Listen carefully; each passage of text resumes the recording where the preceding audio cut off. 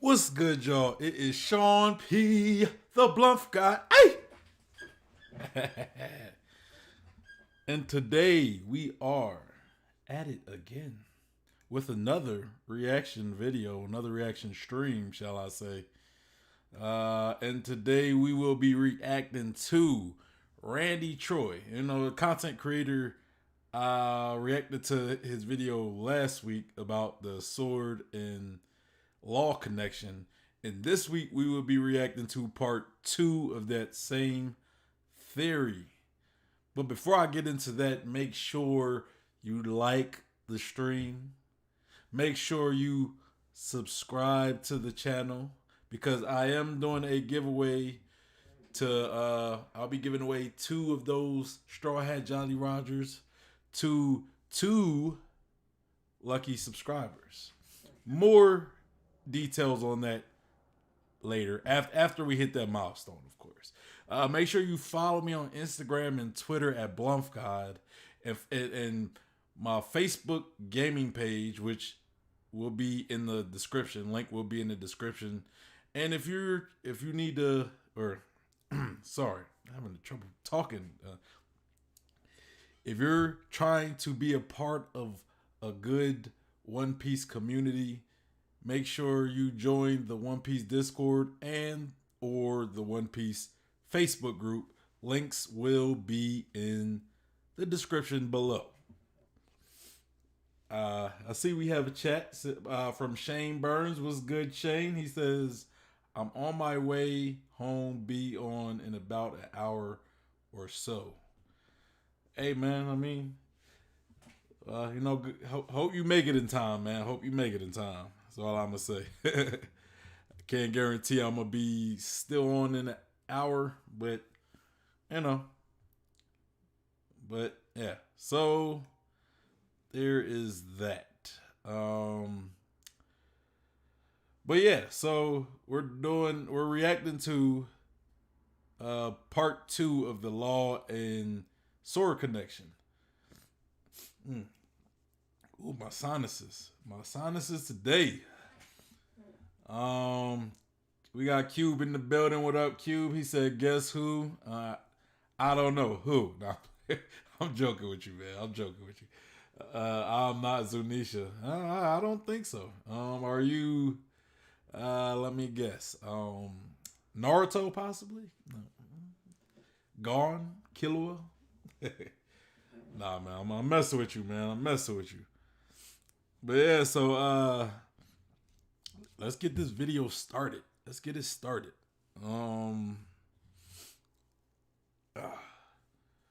Sorry guys, it's just got all these sinuses and this congestion and all that good stuff, brother. Let's go. All right, so this video is about about 21 minutes, a little shorter than I think the previous one we did of him.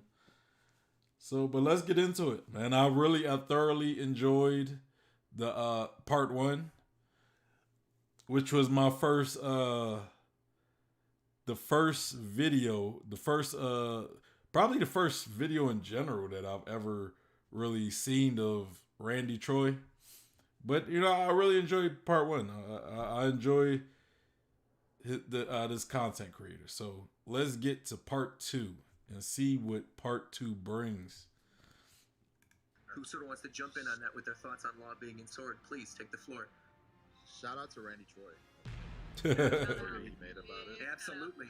Yeah. I would say go watch that video. I haven't seen the video. It was an amazing video. Randy Troy. That was Randy Troy. Yes, it was Randy Troy. Thank you. But it was Shout out Randy Troy. One of the best. Of course, no offense to anybody in here, but it was a ridiculously good theory.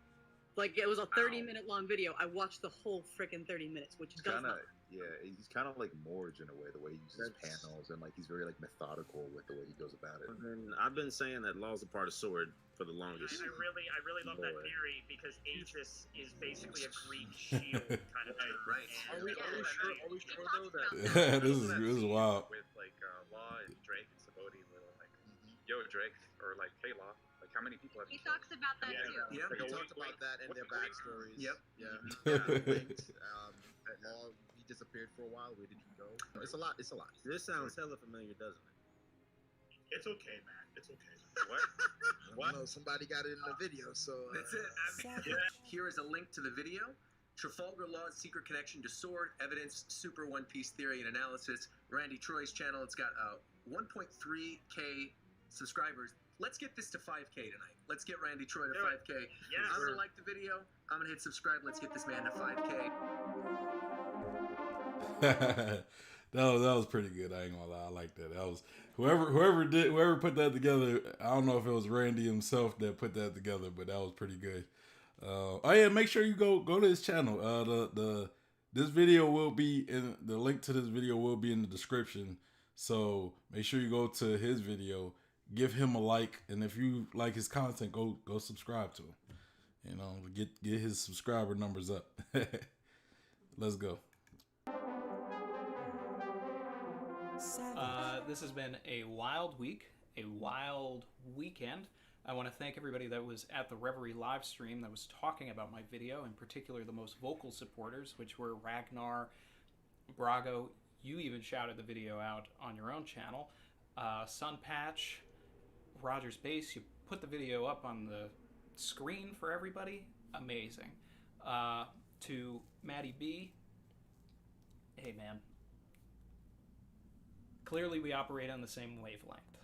Because immediately after 956 came out, when they introduced Sword, I put my theory on Reddit and got a lot of positivity from that. So no hard feelings. A lot of new subscribers. You know, like a week ago we were at 500 and something. Now we're at 2,000 and something. So that is. When did this theory come out? That's thanks to all those guys.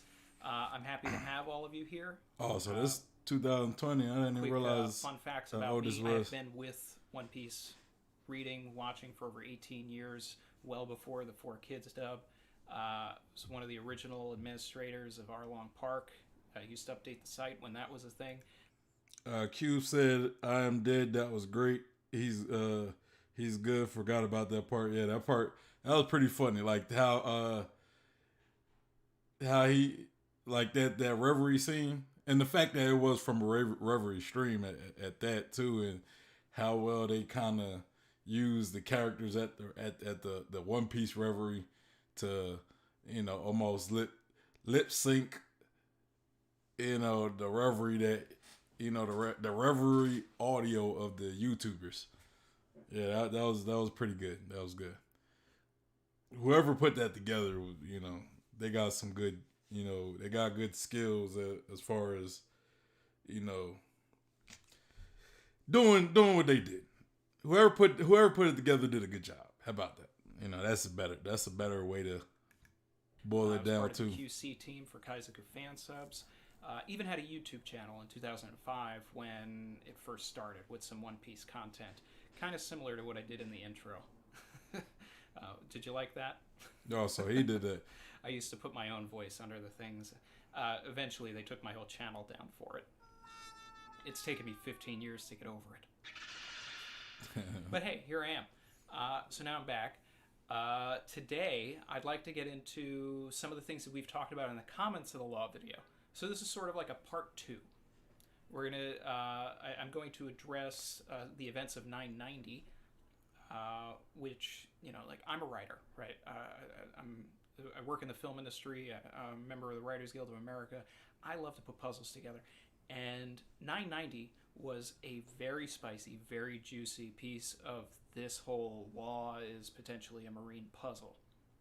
Talked a bit about it in my review. We'll get more into that. A lot of people wanted to know my thoughts on the Perpetual Life operation, which in a whole video about Law, I seem to like sort of gloss over. I talked about it for a little bit, but I didn't really get into my own thoughts about it. So we're going to do that. I'm going to talk about a little more about Garp and his relationship with Kuzan and Sengoku. You know, just a couple other things that I was looking at. We'll put it all together. So, Drake, right? Dude, you are suspicious AF. Come on. You spent 2+ years infiltrating the Beast Pirates. And for what? to just throw it all away for Trafalgar Law? God, you would think that they were. You think they know each other. But if that's not something convincing enough for you, I don't know what will be. My argument on that would be, I think, I mean, I see where he's going with that part, but I think if Drake did do, like Drake doing all that, it doesn't necessarily mean they know each other. It could just mean Drake already had it in his head that he wanted to take down the Beast Pirates. That's part of the reason why he might have infiltrated the Beast Pirates to figure out how he can take them down or whatever. And maybe meeting Law was just an opportunity for him to achieve his goal, right? Like, it's like if opportunity opens up, some people will use that opportunity in order to, gain something.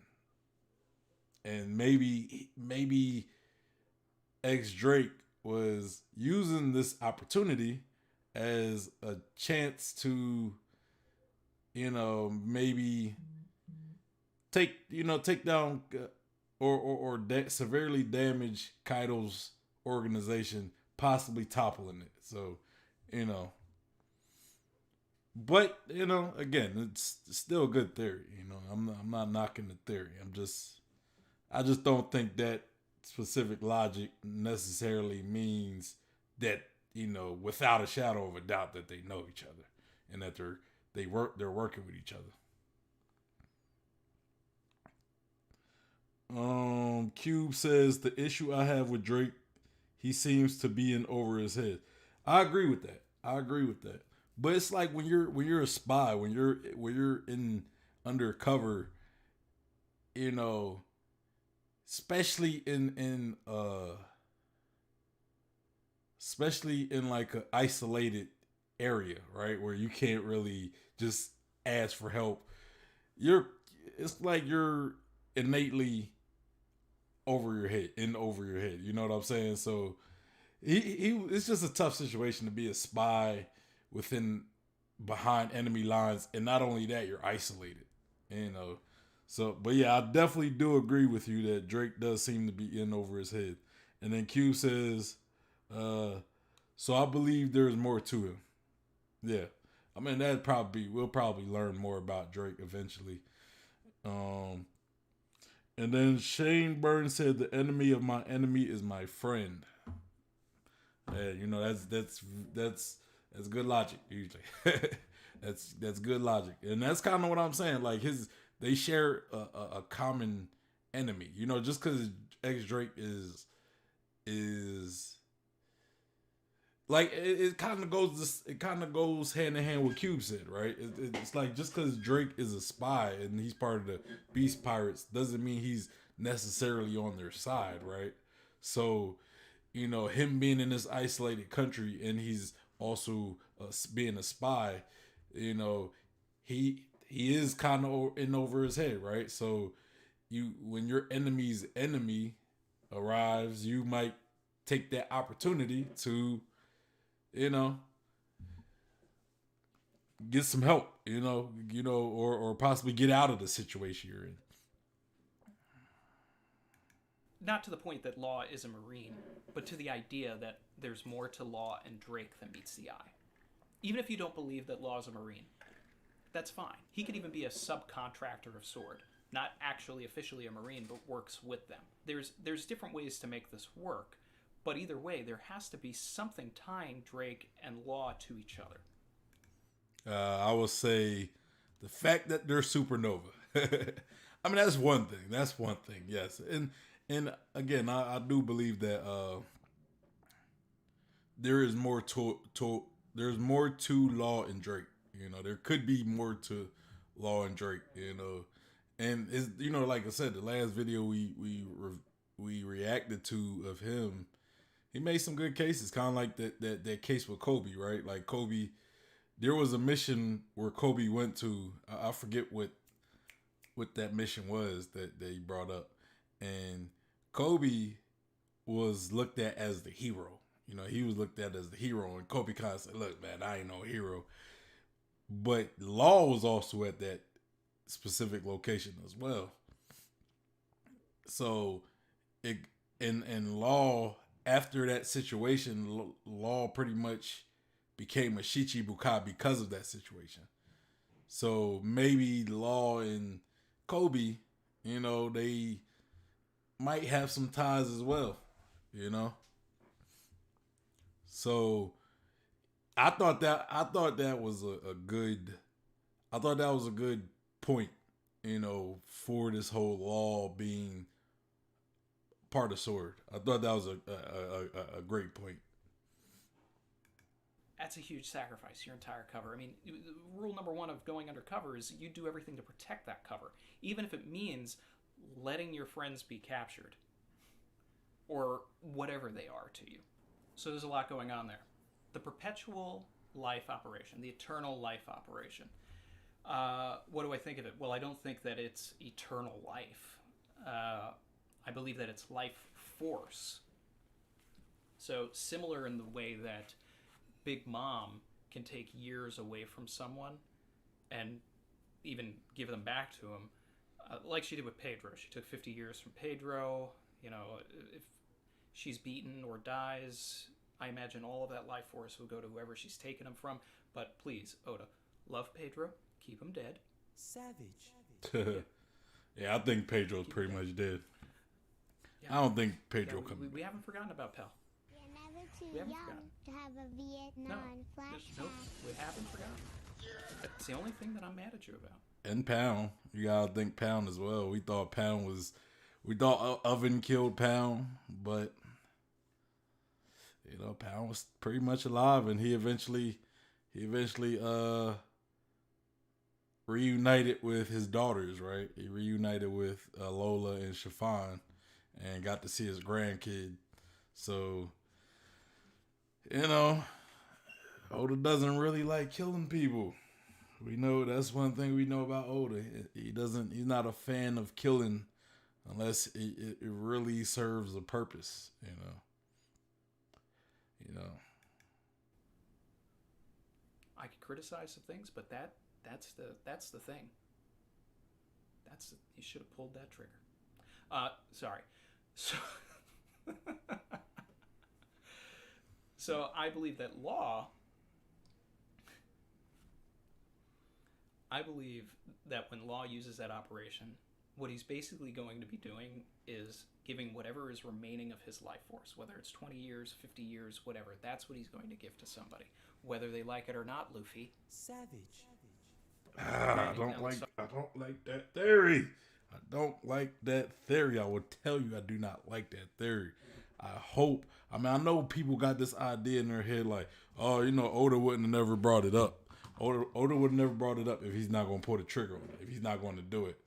You know, which I don't think that's necessarily true. There's a lot of stuff that Oda brought up and hasn't really touched, you know, like Emerald City. I can't remember where I heard that before, but I think it was mentioned before, and I don't know if we're ever going to go to Emerald City or anything, or like those giant beings in the Florian Triangle, like where we see like a silhouette of some giant beings that look bigger than like normal giants and oars and all those guys. They like way bigger than them. You know, I don't know if we'll ever get I don't know if we'll ever get to see those what those things are, you know. So I don't know. I don't like this idea that Law is going to sacrifice himself to save Luffy, and like why? I just ask, why would Law do that? Other than plot, other than the fact that Oda brought it up and the fact that it could possibly save Luffy, why? You know, I'm a big believer in like motivation. Like, you know, why would somebody do something? You know, Law, I don't find any reason to why he would save Luffy. Like why he would sacrifice himself. Not why he wouldn't save Luffy. I get that he would save Luffy, but why would he would sacrifice himself? You know, like Law has his own ambitions. He has a crew that he has to lead. You know, so why would he just be like, "Oh, hey Luffy, I'm gonna die so you could continue living, and I'm gonna leave my crew behind. I'm gonna like not chase my dreams." Even though you could probably say the whole dream thing was him getting revenge on Doflamingo, and he achieved that because of Luffy. So I mean, okay, you could probably work that out right there, but it's like why would he just leave his crew hanging? You know, like unless it's a specific situation, unless the situation just calls for it. Like Luffy is the only person who can save his crew, like save everybody he cares about, as well as save everybody else. And then it's like, look, like Law looks at it like, look, I have to sacrifice myself so Luffy could continue living, and then him living, my crew will continue living. Like something like that. Like that would make sense, you know. And maybe there could be other situations where that could make sense as well. But I just find it has to be motivation behind why he would. The motivation of him giving his life to save Luffy is like it would have to make sense, and it would have to be reasonable within the story. And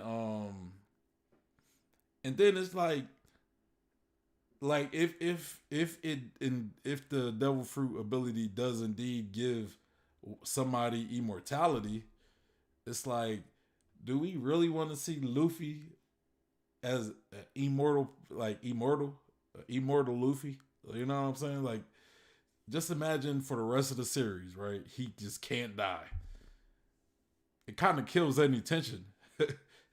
So, unless it happens at the end of the series, then maybe. But, you know, because I already kind of think Luffy's going to die at the end of the series because, you know, and I mean, like, kind of like Goldie Roger, how Goldie Roger died because he had, like, some type of sickness.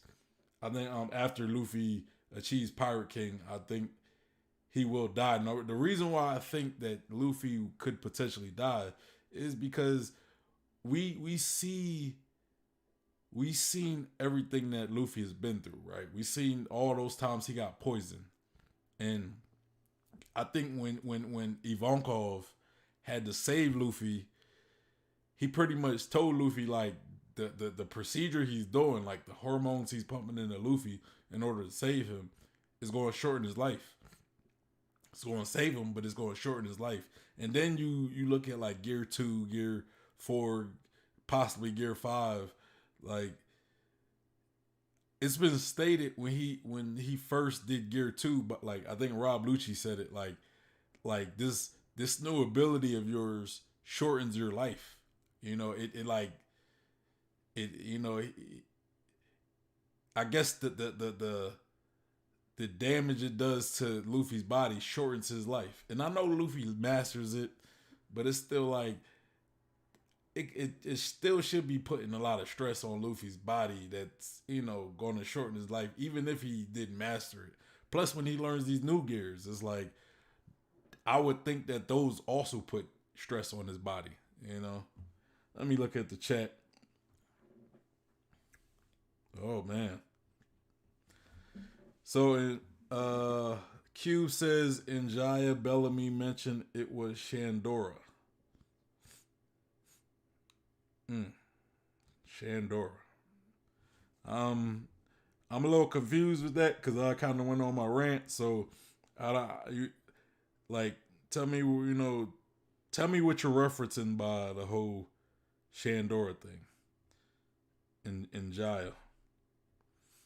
And then Shanburn said, I hate that theory as well. Yeah, like, I just don't find any reason why Law would want to pretty much sacrifice his life to keep Luffy alive, you know. Plus they're rivals, you know. It's like I think Law still wants to be Pirate King, you know. You know, unless Luffy does something to save Law, right? Like you know, where Law just feels though he owes Luffy his life, you know. And Law just doesn't. I don't strike Law as being that type of person that just, you know, is willing to pay Luffy back with his life. You know, like he'll pay Luffy back in other ways, but with his life, I don't know. I don't know. And I'm not, that could still happen. I get it, but it's just, I'm not a fan of it. I'm not a fan of it. People are speculating that it's Laugh Tale. Are you talking about in Shandora? Is that why he brought Shandora? That Laugh Tale is part of Shandora? Because I actually agree with that. I think because you know Jaya kind of the shape of Jaya is a skull, right? It's a skull, and like Jaya has like a left eye missing. That used to, I think there was something once there. So, you know, my belief is that just like part of Jaya kind of shot up into the sky, the part which had the One Piece probably sank into the ocean or something, you know, and that's where we get Laugh Tale. And then Cube said, not a fan either, doesn't make sense, but I do believe there's more to that immortal surgery. Yeah. Like, is it truly immortal? Kind of like what he's saying. Is it truly immortal? Or is it just like he's giving you his years? You know, because if it's that, then cool. You know, if it's like you're not really immortal, it's more of a life extension thing. And maybe I'll actually kind of agree with Luffy getting it and just having a longer life. But still, I don't know. You know, I think Luffy might be nearing death by the end of the series because all the stuff that happened to his body. So he could possibly give himself up to the world government and go out kind of like Goldie Roger. Just because their lives mirror each other so much, it would make, you know, I know it could be repetitive. I know a lot of theories I have are kind of like repetitive, but the one thing we see about One Piece is that Luffy his life kind of mirrors Goldie Roger in some aspects. And then Cube said, I think we got it from Doflamingo's point of view. So maybe there's another way to use it, meaning he could more than do the immortal surgery. All Emerald. Okay, Cube said, you said Emerald City and Shandora were mentioned by Bellamy.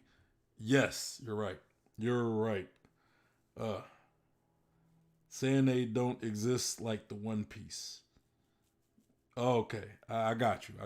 Yeah, yeah. I kind of got lost what you was talking about. You was talking about Emerald City being part of Shandora. Makes sense, and that you know, it could definitely be the case. But let's continue. Talk about Luffy. Life Force has been tied to him ever since he started using Gear Second in Eni's lobby. You take a look at the conversation between him and Lucci when he's analyzing the technique. He's like, yeah, this is what I was talking about. Years of your life away by using this, just for a little, like, you know, basically like a steroid. Luffy's like, if it gets the job done, I don't care. Impel down. Magellan poisons him. He goes down to level 5.5. Ivankov stims him with healing hormones that take 10 years away from his life. Yeah, see, man, I just mentioned this stuff, right? He's he pretty much saying what I just said. So, you know, we definitely know that Luffy is his life is probably much shorter than it could be. I don't know by how much, but you know, we know that. I feel as though One Piece characters could live a pretty long time. So, you know, I don't know, but even though Roger, I don't think lived, you know, that long compared to some other characters. Shane Burns said, "I don't think Luffy would be okay with Law doing that." Yeah, I don't either. I don't think he would want that either. But unless Luffy's just in a situation where he can't really argue against it, where he can't object to it. Then, 2 shots of tension hormones, which we don't know specifically what those year counts are on those. You get stimmed at Marineford and immediately after healing himself, but there has to be a price to those as well. We're looking at 10 to 20 years of Luffy's life already gone, and whatever he's been pulling away from Gear Second. Imagine, speculation territory, a scenario where Big Mom isn't Big Meme anymore, and she becomes a actual threat. Yeah, it's possible. Hey man, don't be coming at Big Mom like that, Randy. Randy, don't come at Big Mom. Don't disrespect Big Mama like that. Don't disrespect Lin like that. Lin been putting in work, man. Like, I ain't gonna lie, like, and Wano, she probably been doing more than Kaido. Like, especially against the Supernova. Like, the Supernova, even though I feel as though Kaido's personality as far as fighting is, he tends to like tank attacks. He let people attack him, and where Big Mom was more on the attack against the Supernova versus Kaido, who was just kind of letting himself be attacked. But either way, Big Mom has been, I would say like in the beginning of the fight on the roof, Big Mom was probably putting in more work than Kaido at one point.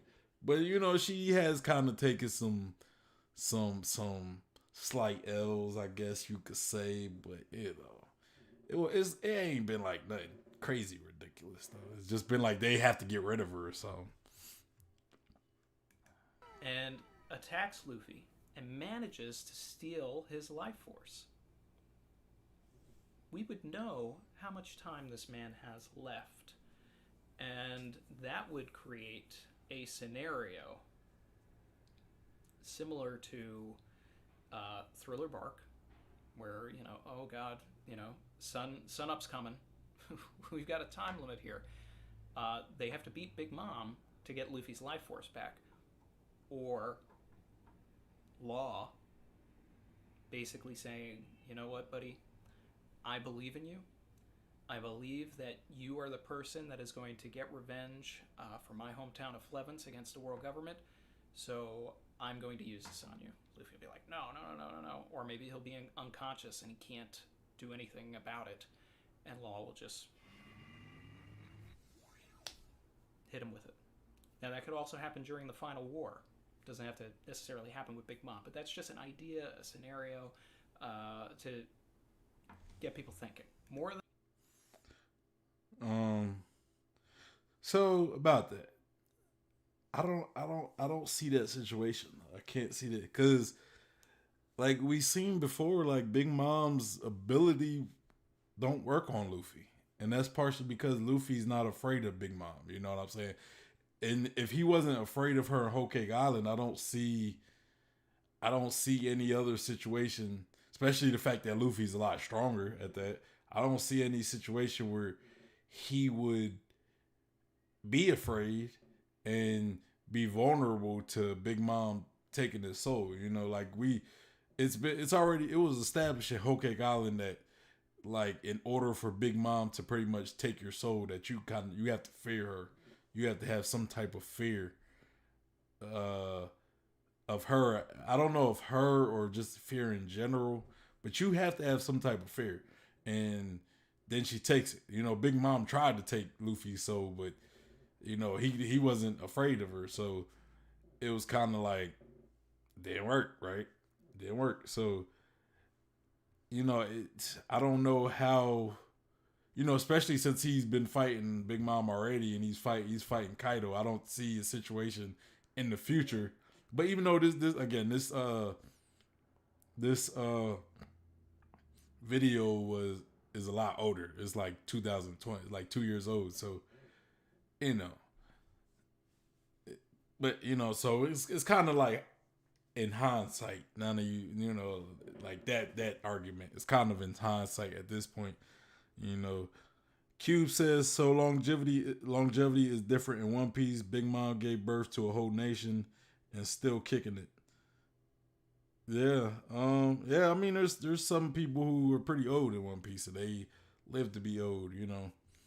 Like a lot older than like us, right? So like Luffy could probably live to be 100, and like Luffy's lifespan could be somewhere like 140 or something. So even if his life is indeed shortened, he could still live a pretty long life, relative to us, right?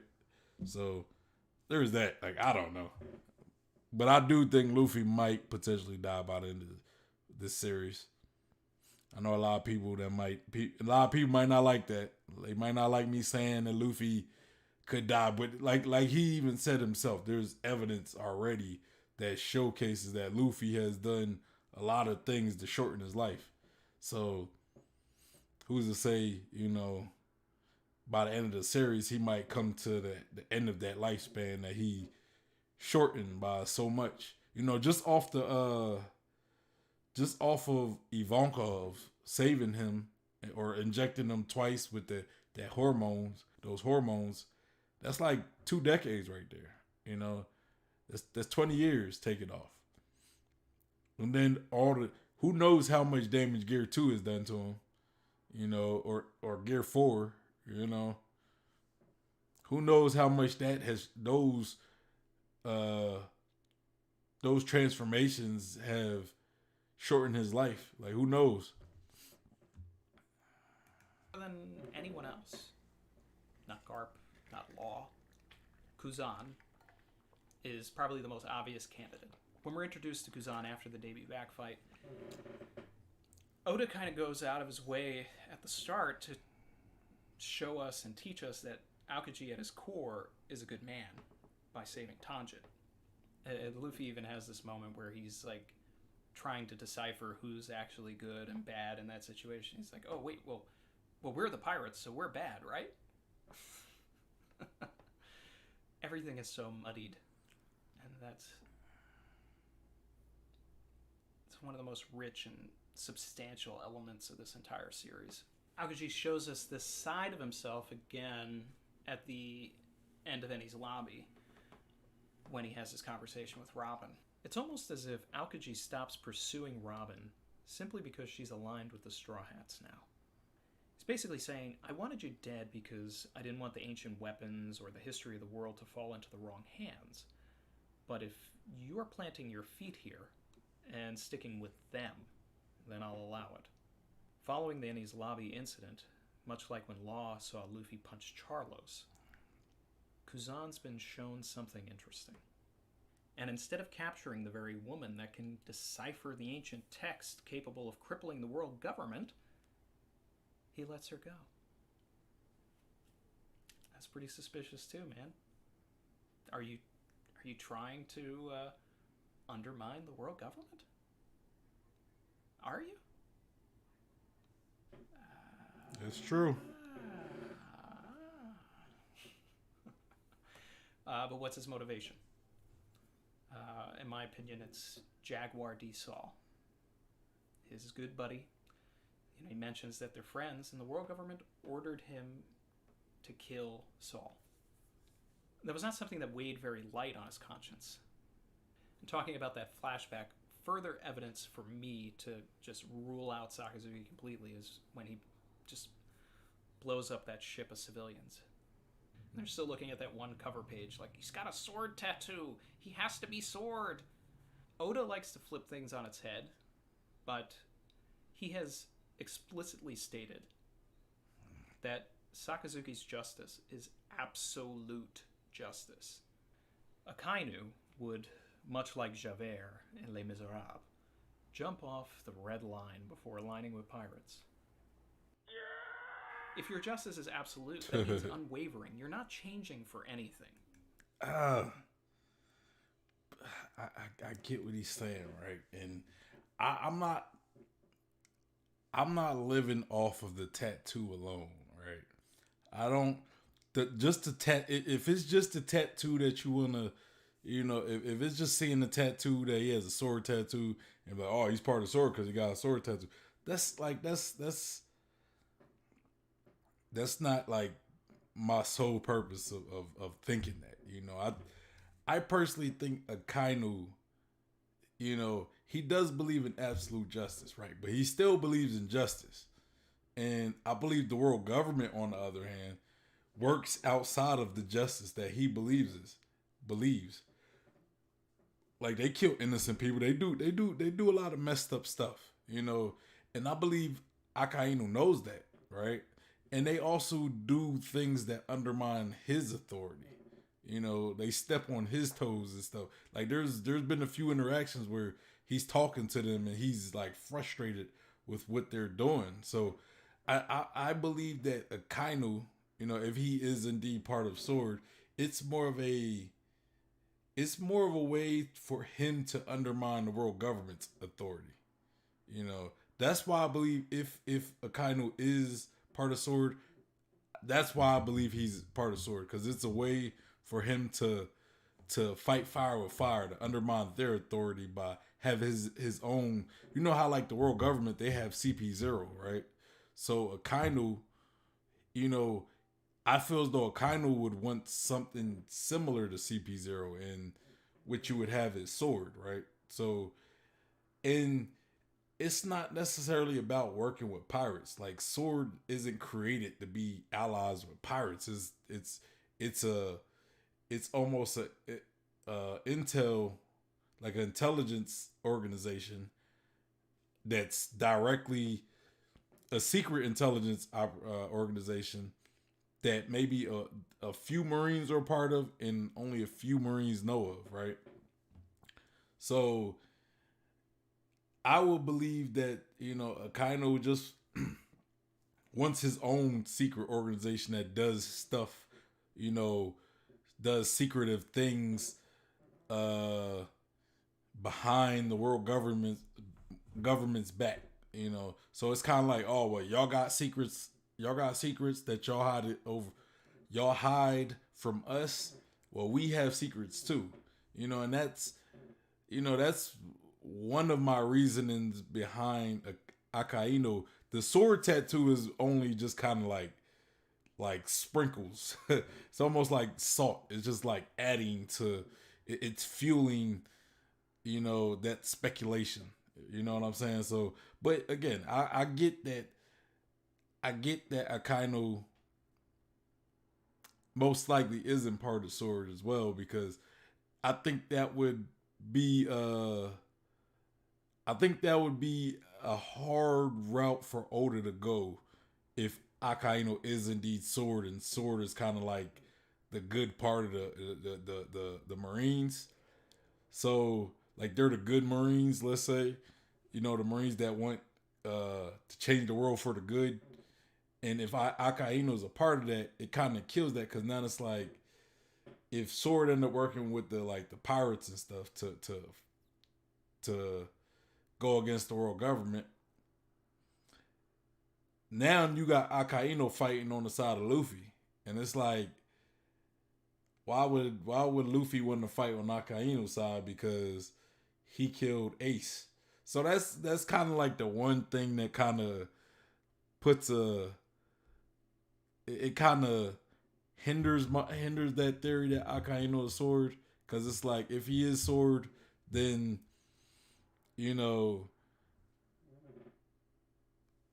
why would Luffy, like we kind of we speculate that Sword might end up working on the side of the pirates, right? At least Luffy's pirates, right?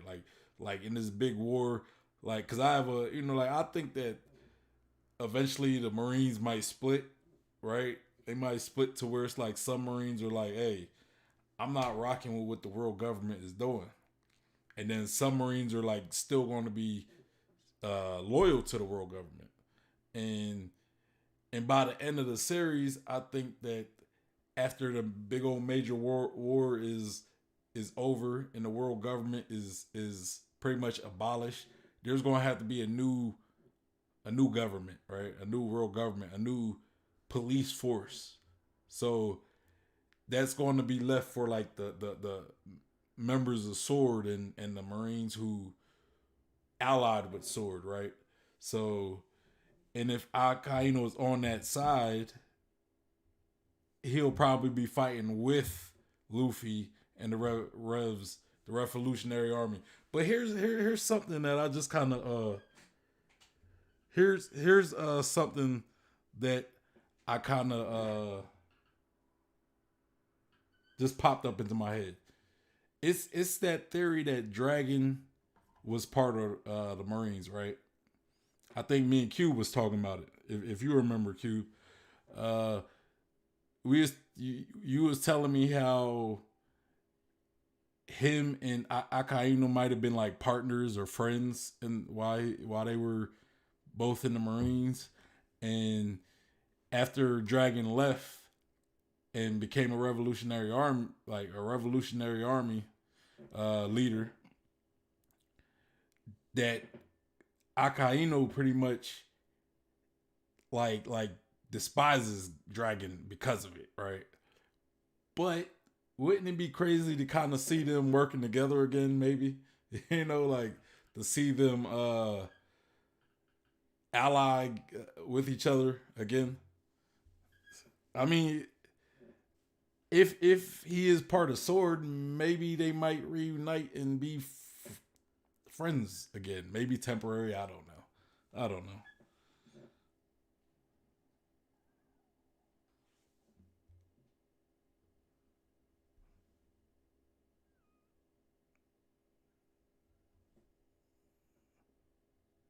Sorry, y'all. I got people spamming.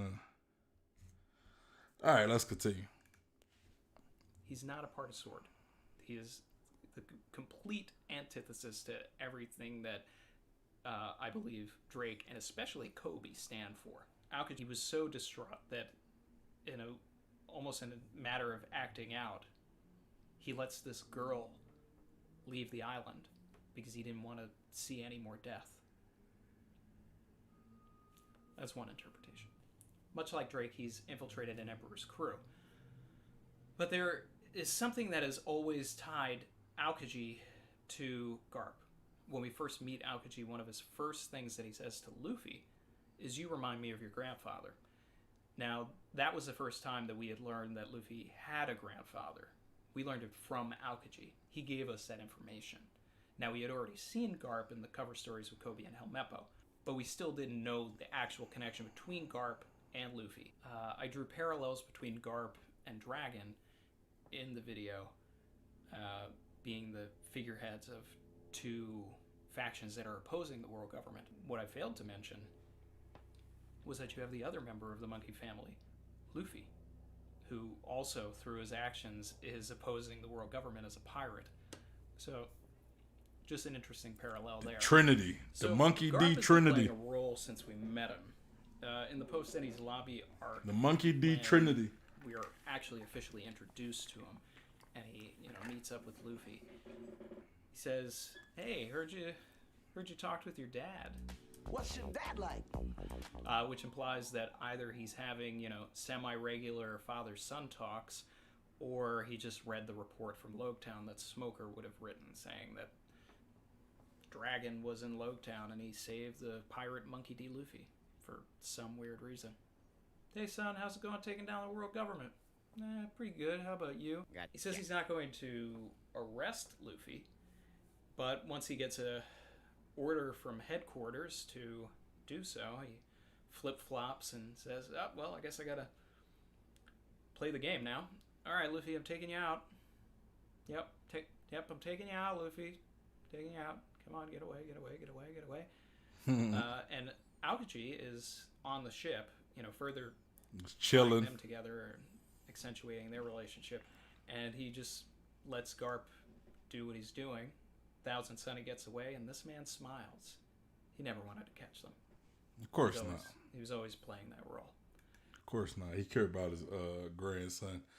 But yeah, like the three Trinity. That's dope when you think about it. You got like each each member of the monkey family just kind of doing what they can to oppose the world government in their own little way. Cube said that could be possible, but we haven't seen enough about them to know. You're right. I only theorized their mutual past. Yeah, I mean, but you know, it was some good. It was still some good points of that theory. And again, you're not the only person I've heard say a theory that Akainu was part of the world government, or not Akainu. Monkey D. Dragon was part of the Marines, and you know, like you're not the first person I've heard that. I've seen theories like that. I didn't watch them. I've seen like there were a few theories of people who shared those theories. I think you was the first person I actually listened to kind of explain that theory though. I mean, I don't know how different their theories are compared to yours. I might have to find one of those theories and do a reaction video to it. I might do it this week since we're talking about, you know, Garp and Dragon and all that.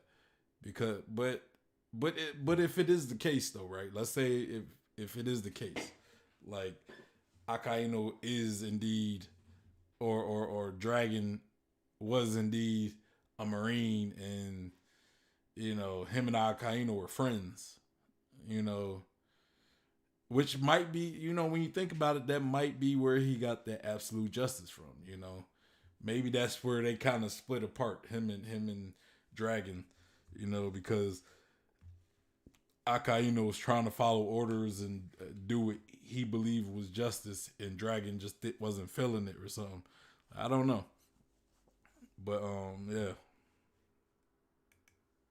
I could see a universe where Garp is like grooming Kuzan to take over for him with Sword. You know, especially after the war. People in the comments were trying to sway me on the idea of Sengoku being in Sword.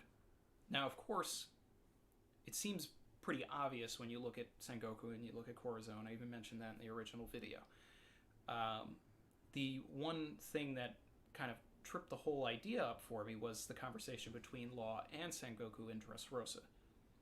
And the original video, I gave an explanation of why I think that it still works. But what if the members of Sword don't really know each other? Because then suddenly certain elements and scenes start to make sense. If it's so secretive that, you know, you may know who's at the top, but you don't know who else is involved because you don't want to blow someone else's cover, then yeah, I could probably get around Sengoku being involved. If you take at other scenes between Sengoku and Garp in the series, there is precedence for an idea that they're working together or that they know something. When you take the scene in Marineford after Garp is running after Sakazuki because he just killed Ace, Sengoku appears out of nowhere and throws his head down into the ground. He's like, "You fool." But his face is saying so much more with that. Like there's almost... I mean, I'm reading into this a lot, but there's like a fear there. It's almost as if he's saying, and there's two ways to interpret this: you are going to ruin everything that we've been working toward, or stop. I know what you're up to, and if you do this, you're not going to be able to finish what you started. Yes, I know what you're doing, and I'm allowing it. There's a precedence that Garp tried to keep Sengoku out of it, but he found out, or Sengoku wasn't a part of Sword pre-time skip, but is post-time skip. Garp never wanted Ace to die. You can see the remorse that he has all throughout Marineford.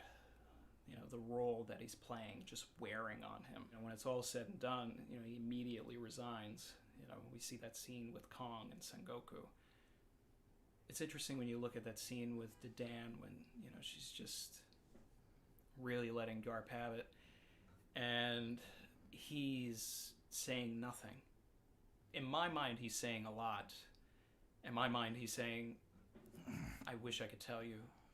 I wish you could understand that I didn't want Ace to die, but everything that I'm working towards is unfortunately bigger than him. That I'm trying to take down the whole government. Because Man, that's bro. That's why I always say Garp is probably the best written character in One Piece. You know, he, it's just so much going on with him, man. Like like I said before, he's a Marine. His son's a Revolutionary Army leader. His grandson, well, one of his grandsons is a captain of his own pirate crew, trying to become the pirate king. His adoptive grandson is, was the son of the previous pirate king, and then he had to sit there and pretty much watch his grandson get executed while his other grandson was trying to pretty much stop that, right? And could have possibly died every in the middle of all that. So he could have potentially lost two grandsons. He could have lost both his grandsons. I don't know if he really considered Sabo like a grandson, even though he did train Sabo and kind of took care of Sabo to a degree. But like we know that Luffy is his blood grandson, and then we know that he adopted Ace pretty much as a promise for to Goldie Roger. Sabo to me was more kind of like a kid who was around both his grandsons, so he kind of played a fatherly role to a degree to Sabo as well by like letting him train with Ace and Luffy.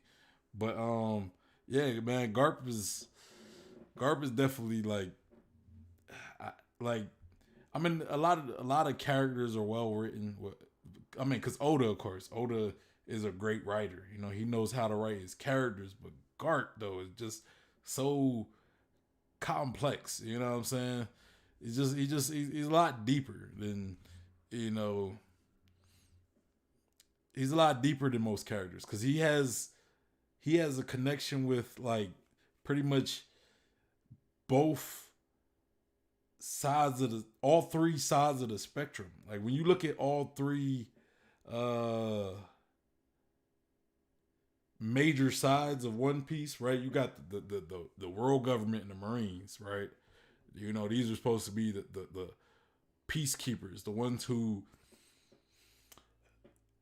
they manage society and try to they pretty much manage society and police it, create laws, all these things. And then you have the pirates, right? The pirates who are like the criminals. They're just guys who are just looking for freedom in the oceans. Some of them do very bad things. Some of them are relatively good. They save people like the Straw Hats. Then you got the bad ones like Blackbeard that do they do like they do like bad things. And you could probably even put Kid in there because Kid's bounty was high because he was pretty much doing bad things compared to like Luffy, who was still saving people, but Luffy was actively opposing the world government, where Kid was just bad. Kid was just doing whatever he wanted. And then you got the Revolutionary Army, who are like they oppose the government, but they're not like pirates. They're not robbing people. They're more so trying to be heroes of the people by opposing the world government's like malicious acts, right? If anything, the Revolutionary Army actively opposes the world government, where the pirates are more like they oppose the Marines. But still, but the Marines, the world government, two sides of the coin, same coin, two pieces of the same pie. Q said, yep, Dragon and Akainu seem to be opposites. Yeah. Yeah, but that's kind of what made them, that might have been what made them work so well with the world government. And it could have been the same thing that like split them, but then again, we really haven't seen much of Dragon though, we haven't really seen much of Dragon's character enough to really, compare it with Akainu, but we do know that Dragon, tries to help people, and he's not like some somebody who tries to rule with the iron fist and pretty much, you know, forcing people to follow the laws or whatever. Dragon is more like, hey, I help people, you know, I want the best for society. But yeah, let's continue this. Try to wrap this up. This government is oppressing the entire world and has been for over 800 years. Later in the scene, when the mayor arrives, Garp finally says something of note. He's asked the question, "Where's Luffy?" To which Garp responds that he fled away in a submarine. No remains were found. The boy lives yet. Now, the interesting thing here, other than indirectly mentioning Law by way of his submarine, Garp seems fairly positive that Luffy is still alive. Could it be that he has inside information on that? Maybe. Good point. After Kobe performs his declaration to Akainu, we see a bunch of reactions from prominent members in the war. Interestingly enough, and nearly out of place, is a front and center reaction from Trafalgar Law, Kobe's future Rocky Port incident buddy, looking especially concerned. But ultimately, I don't see Law ever portraying Luffy in the way that we would think of a betrayal. I could see a situation, speculation, where Law betrays Luffy, but that's only the way that it's presented to us. So as the reader, we believe and perceive that Law is betraying Luffy. Even if he arrested him or anything like that, he would take the cuffs off at a pivotal moment. Something like that. We're going to get into the final war in the next couple of years, and I believe that, we're going to have the Straw Hats, the Grand Fleet, the Revolutionary Army, and Sword all on the same side against the world government, which will be spearheaded by Akainu on the opposite side, because absolute justice is unwavering. That does it for me, guys. Again, I want to thank everybody that's been subscribing. All right. It's pretty much the theory of the video. Make sure you guys, show him some love. Go like the video. At the very least, just go like the video. If you haven't, maybe go check him out. If you like his content, go subscribe to his channel as well. Yeah. So about a lot of what he was talking about is kind of clearing up, I guess, maybe some misconceptions on some of the things of his the part one, the previous theory. Again, like, I wouldn't count Akainu out of the running of being Sword. I guess it's kind of like, it's hard to believe and accept that he would be a member of Sword. But I believe that there is still that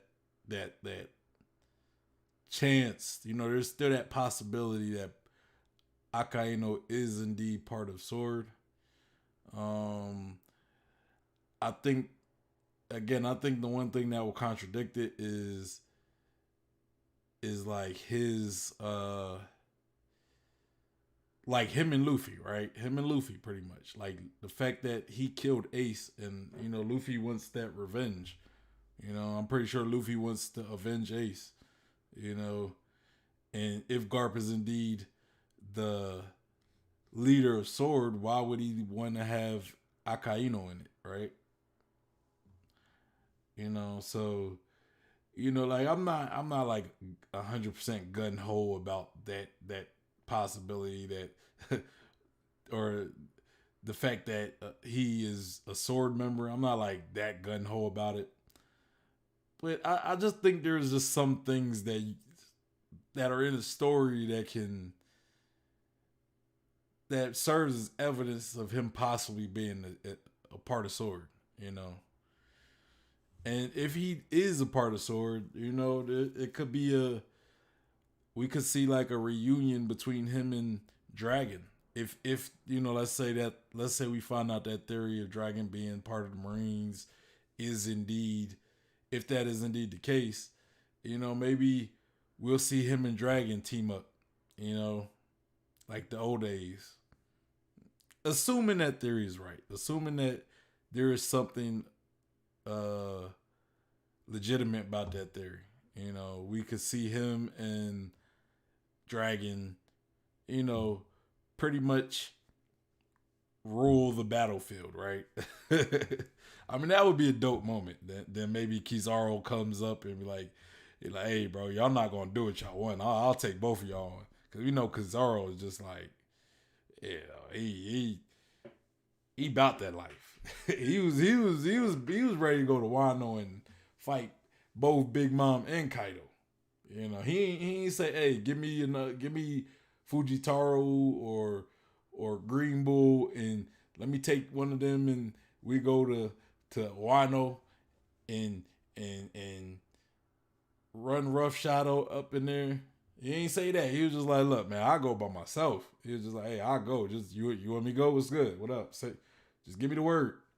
And Akaino's like, nah, man, nah. We don't know about them samurai just yet. We don't know about them boys. Which is like, bro, them samurai, like, I ain't gonna lie, like, Wano samurai have not been that impressive. Outside of like the Akazawa and Odin, and maybe like some of the samurai before, like back in the day, you know, like maybe they were tough, but like the current samurai in Wano, you know, I mean, there's none that's really that impressive, other than,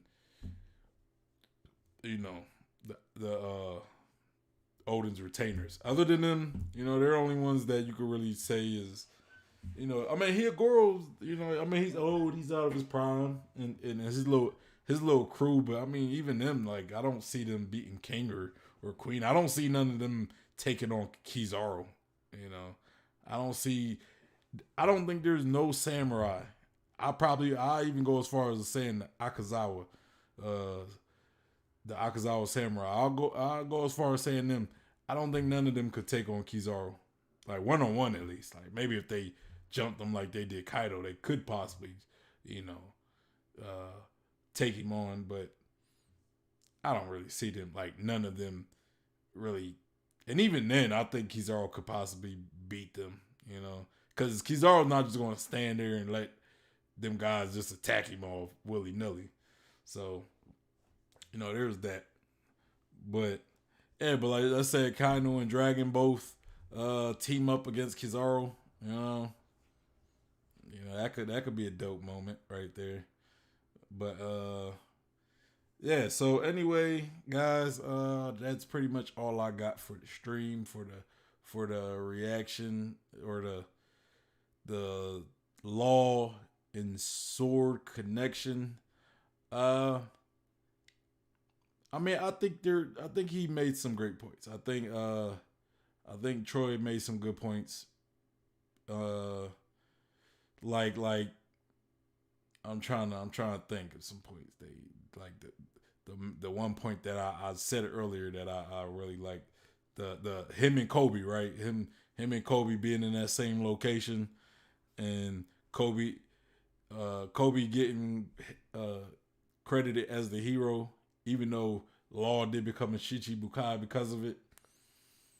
I thought that was a good point, even though he made that in the first video. He made that, you know, the relationship with Law and X Drake, possible relationship or possible history between them two.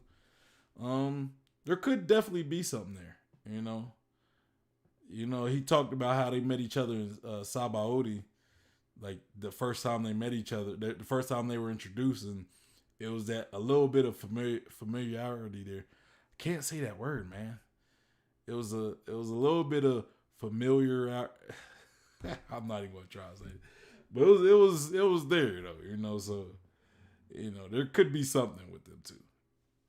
You know, maybe not necessarily like Law being part of Sword. Maybe they just have previous history of running into each other before. I don't know. You know, I don't. If somebody knows, let me know in the chat or the comments. What seas did both Law and X Drake come from? Did they come from the same sea? Like I don't really. I think Law came from North Blue. I don't remember where Drake came from, but they was also in that same island as well, where Corazon, where Doflamingo killed Corazon, and Corazon gave Law the devil fruit. So there was that. So they do have some history. They do definitely have some history there. So, but yeah, that's pretty much all I got. Make sure you hit that like button.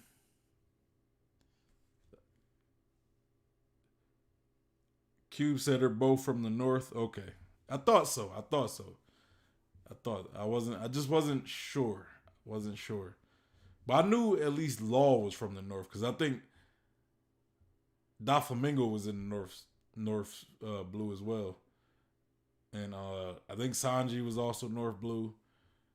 So yeah, but yeah, well, Doflamingo was originally from Dressrosa, but I think when he was doing what he was doing, he was doing that. He was active in the North Blue. But yeah, so that's pretty much gonna be the stream. Make sure you like the stream, hit that like button, subscribe if you haven't already. At 50 subscribers, I will be giving away 2 of those Straw Hat pirate flags to 2 subscribers. Make sure you also follow me on Instagram, Twitter, and my Facebook page at Blumpguide. And join the One Piece community. We got the One Piece Discord, One Piece Facebook group. All of these links will be in the description below. So click those links. Click them right now. But yeah, anyway, it's your boy Sean Peter Blumpguide. Hey! And, I don't know what we're going to do tomorrow, but I'm going to find a video. I might find Dragon being part of the Marines theory video, and maybe we'll do that tomorrow or sometime this week. I don't know. Wednesday we'll be doing continuing that video series from Arthur, the Library of O'Hara. So that's what we got going on. But yeah, anyway, I'm out of here. Y'all take it easy. Peace.